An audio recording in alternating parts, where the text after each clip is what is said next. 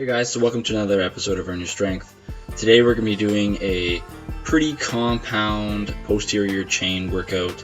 I like to say that this is a posterior chain for power. There's posterior chain workouts that you can do for speed that are more specific if you're a sprinter or a jumper or something like that. This is mostly for just getting the main compound movements down for the posterior chain. Okay, and I'm going to have a video in the future explaining what the posterior chain is, what it does, and how it functions in our everyday life, because I think there's a huge misconception of what the posterior chain is and what its function is. Okay, so for the purposes of this video, don't really worry about that too much. As you can see here, I'm just doing a little bit of a workout. The first exercise that I'm doing for this workout will be deficit deadlifts. It's one of my, and it's more of a straight leg deficit deadlift. It's one of my favorite exercises for getting the hip hinge, working the glutes and the hamstrings. And here I'm doing depth lunges, and you'll notice that I'm not really lunging out that far. I'm dropping my back knee as much as I can and putting a lot of pressure through the front foot on the heel up into the glute. And I'm just going to do 6 or 8 on each side, just warm up a bit. Then I do a little bit of fast go release and I get going. So I wanted to keep this video a lot shorter than the other ones. I feel like my videos might be too long for most people. So here, it's the first exercise, like I said, deficit deadlifts. Go for tempo. Okay, this isn't weight based.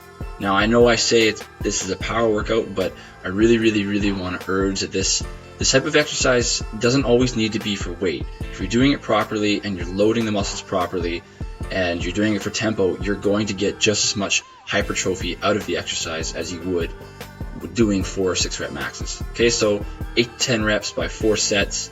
The recovery time is probably about 1:30 to 2 minutes between each set, because I really want you guys to max out on the reps, and I really want you guys to get the tempo down perfect. Okay, so like you can see here, this is one set. It's taking me about a minute or two just to get through it, right? So the pace is slow, it's very methodical. Take your time with it.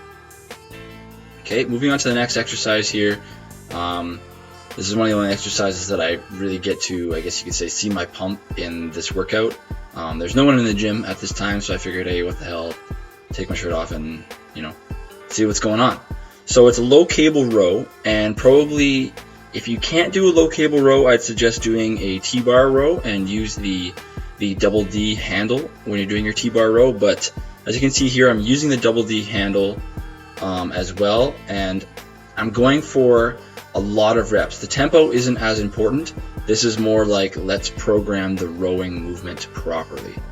Okay, so 12 to 16 reps by 4 sets. Again, the rest between sets is high. It's about 1:30 to 2 minutes. I really want you guys to focus on getting as much out of your set as possible.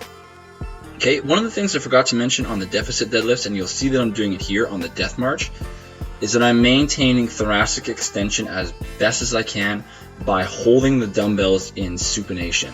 And the same thing with the straight bar. I was holding the straight bar in supination.